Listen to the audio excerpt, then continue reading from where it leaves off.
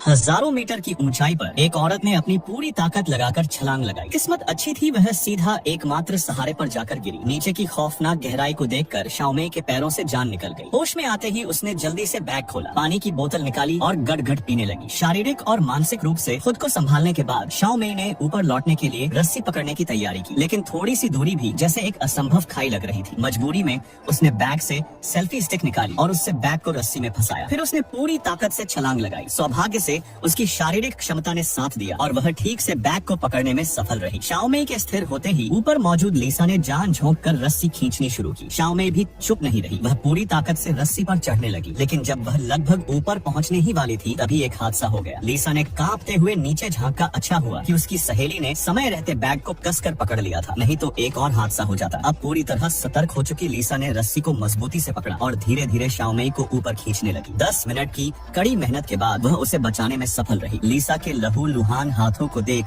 शाओमेई की आंखों में कृतज्ञता भर गई। वह सकुशल बच गई थी। इसके बाद लीसा ने एक कागज पर मदद की गुहार लिखी, उसे ड्रोन की पीठ पर चिपकाया और उसे नजदीकी रेस्टोरेंट की ओर उड़ाया। लेकिन ड्रोन आधा मीटर भी नहीं उड़ा था कि बैटरी खत्म होने की चेतावनी आ गई। अगर उसने वापसी नहीं की होती तो वह गिर जाता। मजबूरी में लीसा ने उसे वापस बुलाया और बैटरी खत्म होने से पहले ही पकड़ लिया। इस विफलता ने लीसा को हताश कर दिया। उसे समझ नहीं आ रहा था कि अब क्या करे। और भी बुरा ये था कि उनके पास बचा हुआ पानी भी खत्म हो चुका था। पानी के बिना दोनों को डिहाइड्रेशन का खतरा था। इसी संकट की घड़ी में शाओमेई ने ऊपर लगी सिग्नल लाइट को देखा और सोचा शायद वहाँ ड्रोन को चार्ज करने का तरीका हो। लीसा ने बिना देर किए चढ़ना शुरू कर दिया। बड़ी मुश्किल से वह ऊपर पहुंची, जैकेट से बल्ब को लपेट कर निकाला और उसमें ड्रोन का चार्जर लगाया। सौभाग्य से ड्रोन चार्ज होने लगा। लीसा ने उस जीवन रेखा को कसकर पकड़ लिया और हिलने से भी डरने लगी। 2 लंबे घंटे बीत गए। जैसे ही बैटरी पूरी तरह चार्ज होने को आई, एक चील ने उस पर हमला कर दिया। अच्छा हुआ कि लीसा ने समय रहते बचाव कर लिया। बैटरी चार्ज होते ही वह नीचे लौट आई और बिना रुके तुरंत ड्रोन से मदद भेजने लगी। ड्रोन रेस्टोरेंट की ओर तेजी से उड़ने लगा, लेकिन जब वह बस पहुंचने ही वाला था तभी एक ट्रक ने उसे टक्कर मार दी। सबसे बुरी बात ये थी कि ट्रक ड्राइवर ने ड्रोन पर लगे संदेश को देखा ही नहीं। आखिरी उम्मीद भी टूट जाने पर लीसा पूरी तरह टूट गई। समय बीतता रहा। भूख और प्यास ने लीसा को जकड़ लिया। गिद्ध उसके चारों ओर मंडराने लगे, जैसे मौत की आहट महसूस कर रहे हो। लीसा ने शाओमेई से बात करनी चाहिए, लेकिन देखा कि उसका चेहरा खून से लथपथ था। शाओमेई ने बताया कि वह पहले ही मर चुकी है। ये सब लीसा का भ्रम था। वह सदमे में सच को स्वीकार ही नहीं कर पाई थी। असल में शाओमेई बैग को पकड़ नहीं पाई थी